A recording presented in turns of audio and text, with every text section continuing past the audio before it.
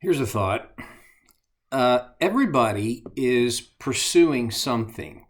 Everybody is chasing after something in their life's experience. I'm convinced that for the majority of people in our part of the world, and I think, well, much of, I'll say, the world, uh, we're pursuing, I put myself in this category, unfortunately, we pursue happiness. I mean, we have a constitution that says we have, rights to uh, life, liberty, and the pursuit of happiness. Um, I don't think that this pursuit of happiness is necessarily an evil thing, but I think it results in evil. Or sometimes the outcome of that pursuit is evil. It just is, because there are times when I can't be happy and you be happy at the same time. And when that is the case, I'm going to default to, I want to be happy. And you're going to have to get over it. There are other times when my happiness might come from you being happy. That's a good thing. I would call that a happy coincidence. Until maturity is, available to a person, you begin to realize that the pathway to happiness is not by pursuing happiness. The pathway to happiness is by pursuing other things.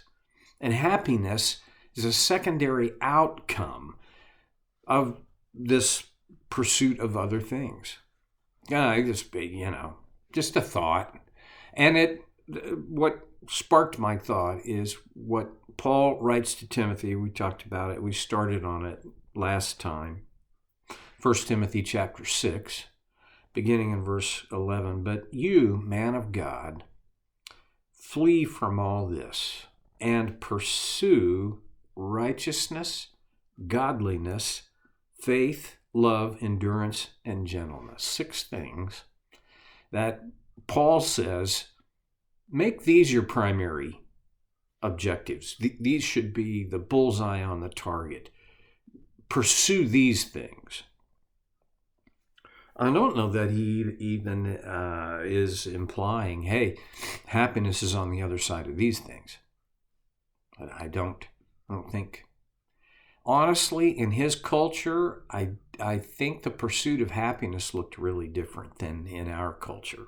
But don't get me started on that. Okay, pursue righteousness. Talked about that last time. Pursue what is right. And then he says godliness. It's hard for me to pull godliness away from righteousness. Godliness means to become more like God. This is a big order. That's the finite pursuing the infinite. It is, on one level, it's simply impossible. I will never be like God in this life anyway. I think I'm gonna be dragging around this imperfect body, this brain that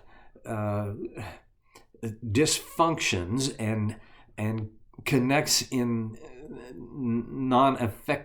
ineffective ways, and sometimes even pathological ways. I'm stuck. I don't get to. It is what it is. Pursue godliness. How does one do that? Well, it is very similar to my thoughts on how I pursue righteousness. I can't pursue righteousness without identifying what is righteous. And my source for that identification is Scripture. Some people struggle with this because I really, whether you're whatever side of the fence you come down on for the inspiration of Scripture, wherever that settles, you do have about 4,000 years of written and oral transmission, and lots of opportunities for errors of judgment in terms of the interpretation. When we translate from one language to another, it requires interpretation, not just translation. There are things.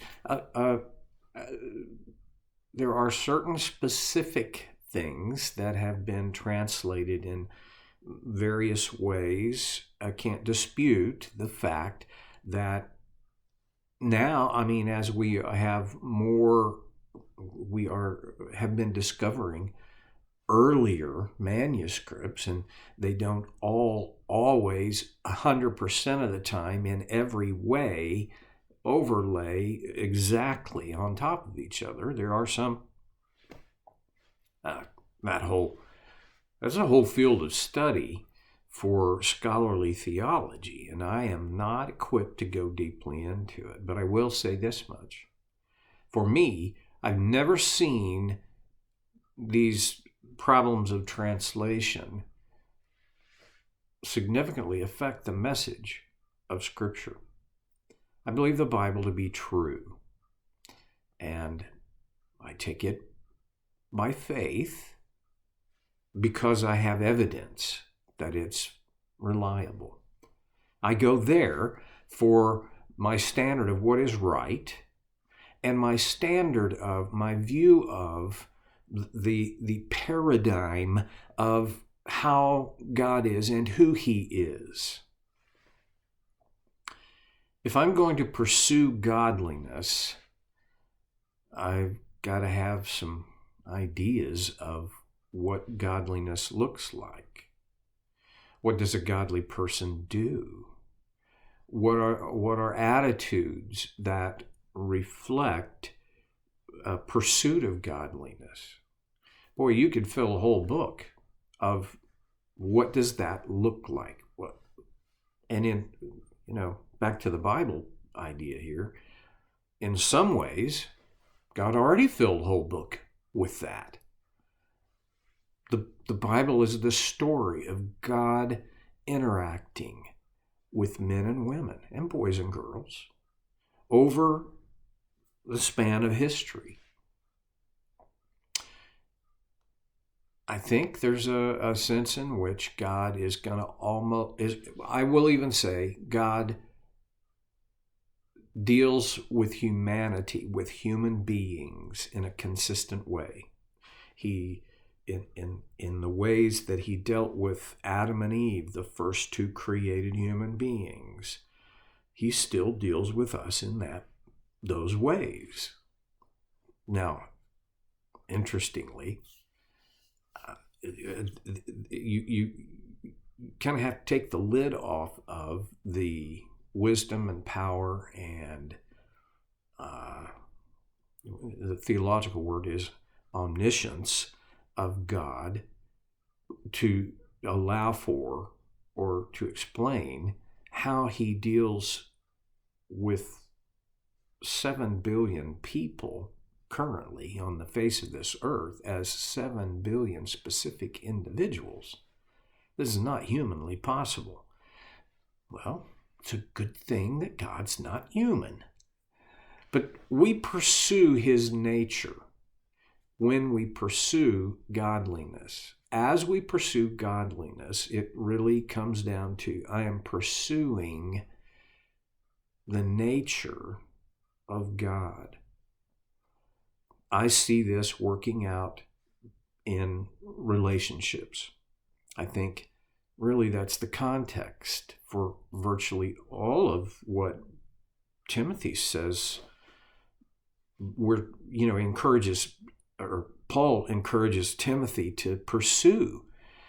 The context is within relationships, primarily our relationship with God our relationship with the people in our sphere of contact and influence, and our relationship with ourselves.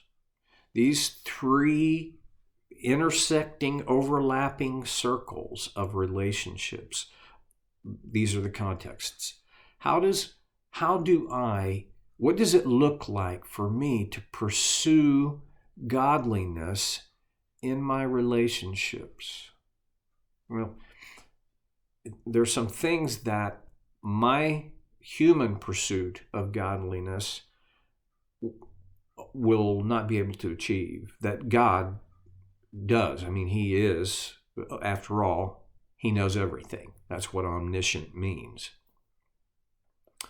I don't know everything. I pursue godliness in the context of my relationships on the basis of what I am able to understand about the people around me and about myself and about God. So the key on that, in my opinion, is expanding my understanding. You can't do that without paying attention. Seems silly for me to camp out on that, but it's true. You'll never be able to pursue godliness without paying attention to God's nature, his expression, his word, the world he has created, the people around me. I believe that this pursuit of godliness ought to be the number one bullet point on the job description for being an effective human being. Pursue godliness. And on one level, I view that it means pursue God. If I pursue God, my relationship with him, I will naturally be pursuing godliness. Now, one of the things about my pursuit of God is that he is not waiting for me to pursue him in order to love me. He doesn't. Back in 1 John, here's the thing. It's not about that I love God. It's about that he loved me first. He goes first. And because of that, then I am in this position to be responsive to his love, to his initiation in my life. But I have to pay attention to it to do that. Am I making any? I don't know if I'm making any sense. And I'm kind of, now I'm circling the runway. What's the application of this idea of pursuing godliness? Well, it needs to be a personal, individual application. So I'm going to phrase it this way as a challenge. What does it look like for you to pursue godliness? What does it look like for you to pursue God? You see, you're not doing this so that he'll love you, because you can't make him love you any more than he already does. So it's not about, I pursue God so that we'll be good. No, that's not it. I pursue God because of his love for me. The more I comprehend the depth of his love for me, the more motivated I am to pursue him. It really works that way. So the challenge today is examine your own life. Look into your own mirror.